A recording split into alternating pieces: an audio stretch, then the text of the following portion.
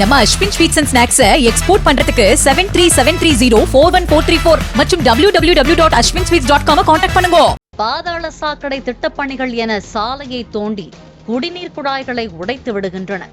பாதாள சாக்கடை இணைப்புகள் முழுமையாக கொடுக்கப்படாத நிலையில் தார் சாலைகளை அமைக்கின்றனர். இணைப்பு கொடுக்க மீண்டும் சாலைகளை உடைக்கின்றனர்.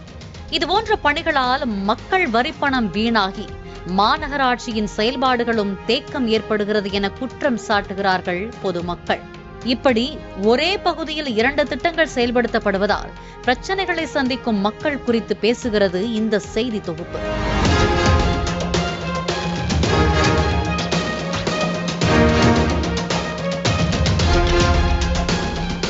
நெல்லை மாநகராட்சியில் 55 வார்டுகள் உள்ளன.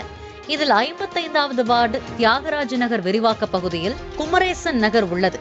இங்கு மாநகராட்சி சார்பில் பாதாள சாக்கடை திட்டப்பணிகள் நடைபெற்று வருகின்றன. அதே நேரம் புதிய தார் சாலைகள் அமைக்கும் பணியும் நடைபெற்று வருகிறது. பாதாள சாக்கடை இணைப்புகள் ஒவ்வொரு வீடாக கொடுப்பதற்கு முன்பாகவே அதிகாரியின் மூலம் தார் சாலைகள் போடும் பணி நடைபெற்று வருகிறது என கூறப்படுகிறது.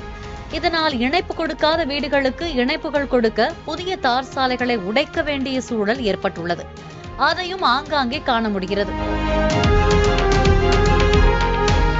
இதற்கிடையே அடிப்படையான குடிநீர் தேவைக்கு ஆதாரமான குடிநீர் பைப்புகள் பாதாள சாக்கடைக்கு தூண்டும் போது உடைபடுகிறது. இதன் காரணமாக ஒரு நாள் விட்டு ஒரு நாள் தான் வார்டில் மக்களுக்கு குடிநீர் சப்ளை வழங்கப்படும் நிலையில் குடிநீர் குழாய் சேதமாவதால் குடிநீர் கிடைக்க 1 வார கால தாமதமாகி விடுகிறது எனவும் குற்றச்சாட்டு எழுந்துள்ளது. 55வது வார்டு தியாகராஜ நகர் விரிவாக்கம் குமரேசன் நகர் பகுதியை சேர்ந்தது. இந்த பகுதியில் கிட்டத்தட்ட ஒரு 5 லட்சம் கொள்ளளவு கொண்ட ஒரு வாட்டர் டேங்க் இருக்கு. இந்த வாட்டர் டேங்க் சப்ளை மூலமாக கிட்டத்தட்ட ஒரு 1000 வீடுகளுக்கு குடிநீர் சப்ளை நடைபெறுது. பாதாள சாக்கடை திட்டமும் நடைமுறைப்படுத்தப்பட்டு வருது. தார் ரோடு அமைக்கும் பணியும் நடைமுறைப்படுத்தப்பட்டு வருது. இந்த 2 திட்டமும் மாநகராட்சி அதிகாரத்தின் கீழே தான் இது வருது. அப்போ இந்த 2 திட்டமும் ஒருங்கிணைக்கப்படுறப்போ 2 ஒப்பந்தக்காரர்களும் வெவ்வேறு ஆட்களா இருக்கிறதுனால இந்த பணி பொதுமக்களுக்கு இடையூறா இருக்கு. எப்படின்னா பாதாள சாக்கடை திட்டம் நடுறப்போ அந்த திட்டத்துல பைப் லைனை உடைச்சி போட்டு போயிருந்தாங்க. தார் ரோடு எப்படி போடுறாங்கன்னா இந்த பகுதியில் இன்னும் வீடுகளுக்கு அந்த பாதாள சாக்கடை திட்டத்தோட ஹவுஸ் கனெக்ஷனை கொடுக்காத சூழ்நிலையில தார் ரோடு வேலை நடக்கு. அப்போ தார் ரோடு வேலை முடிஞ்சு போச்சுன்னா அந்த வீட்டுக்கு கொடுக்கக்கூடிய கனெக்ஷனை திரும்பவும் இந்த தார் ரோட உடைச்சு தான் போடணும். அப்போ மக்கள் வரிப்பணம் வீணாகுது. மாநகராட்சியோட ஒட்டுமொத்த செயல்பாடுகள்ல ஒரு தேக்கம் இருக்கு. மாநகராட்சி சார்பாக 2 பணிகள் குமரேசன் நகர் பகுதியில் நடக்குது. ஒன்று பாதாள சாக்கடை திட்டம், இன்னொன்று ரோடு போடுற பணி. இந்த ரோடு போடுற பணி எப்போ செய்யணும்னா பாதாள சாக்கடை திட்டம் முழுமை பெற்றவனை தான் அது பண்ணணும். அது முழுமை பெற முன்னோட்டியே ஹவுஸ் கனெக்ஷன் எல்லாம் போட முன்னோட்டி ரோடை விரிக்கிறாங்க. அப்போ ரோடை விரிக்கிறப்போ திரும்ப அந்த ஹவுஸ் கனெக்ஷன் கொடுக்கணும்னா அந்த ரோடை உடைச்சு தான் திரும்ப சரி பண்ண வேண்டியிருக்கு. அதனால முதல் வேலையா அந்த பாதாள சாக்கடை திட்டத்தை நிறைவு பண்ணிட்டு தார் ரோடு போடுற வேலையை செய்யணும். அந்த பாதாள சாக்கடை திட்டம் நடைபெறப்போ பிளம்பரும் ஒன்னா இருக்கணும். எங்கேயாவது பைப் லைன் உடைஞ்சா உடனடியாக அதை சீர்படுத்தணும். இதை ஓவரால் சூப்பர்வைசனா மாநகராட்சி பொறியாளர்கள் கண்காணிக்கணும். அது கண்காணிப்பு இல்லாத காரணத்தினால மக்களுக்கு வாட்டர் சப்ளைல பிரச்சனை வருது.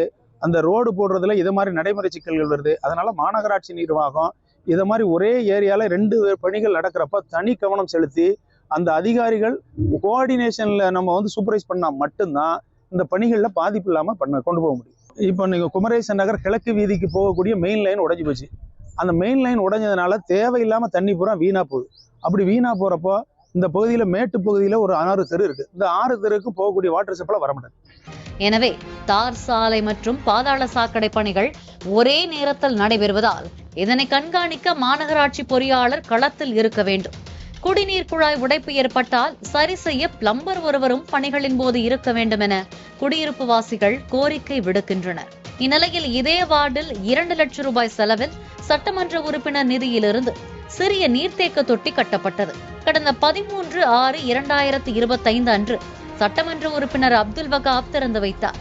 ஆனால் மறுநாளே இங்கு ஏற்பட்ட துக்க நிகழ்வில் இறுதிச் சடங்கு நடத்துவதற்காக நீர்த்தேக்க தொட்டிக்கு வந்தபோது தண்ணீர் வரவில்லை, மோட்டாரும் இயங்கவில்லை. திறந்து 2 மாதங்களில் 4வது முறையாக பழுது ஏற்பட்டு சரி செய்யும் பணிகள் நடைபெறுகின்றன. எனவே பப்ளிசிட்டிக்காக மட்டும் நடத்துவதை விட்டுவிட்டு மக்கள் பயன்பாட்டுக்காக திட்டங்கள் செயல்படுத்த வேண்டும் என கோரிக்கை விடுக்கின்றனர். தற்போது நீங்க எனக்கு பின்னாடி பார்த்துட்டு இருக்கக்கூடிய சிறிய மேல்நிலை நீர்த்தேக்க தொட்டி சட்டமன்ற உறுப்பினர் நிதியிலிருந்து கட்டப்பட்டது. இதனுடைய திறப்பு விழா 13/6/2025 அன்று நடந்தது. சட்டமன்ற உறுப்பினர் திறந்து வைத்து விட்டு போன மறுநாளே ஒரு ஆள் இறந்ததற்காக நீர்மாலைக்கு வந்தார்கள். தண்ணீர் எதுவும் எடுக்க முடியவில்லை, மோட்டார் ஓடவில்லை. இது குறித்து முதல் முறையாக சட்டமன்ற உறுப்பினரிடம் சொல்லி சரி செய்யப்பட்டது. அதற்கு பிறகு இப்போது 4வது முறையாக வேலை பார்க்கிறார்கள். இதே எம்எல்ஏ ஃபண்டிலிருந்து நிதி ஒதுக்கினாலும் மக்களுடைய பணம் தான். எங்களுடைய பணம் இப்படி வேஸ்ட் ஆகுறதை தவிர இது பப்ளிசிட்டி மாதிரி தான் தெரியும் தவிர எங்களுக்கு பயனுள்ள மாதிரி இல்லை.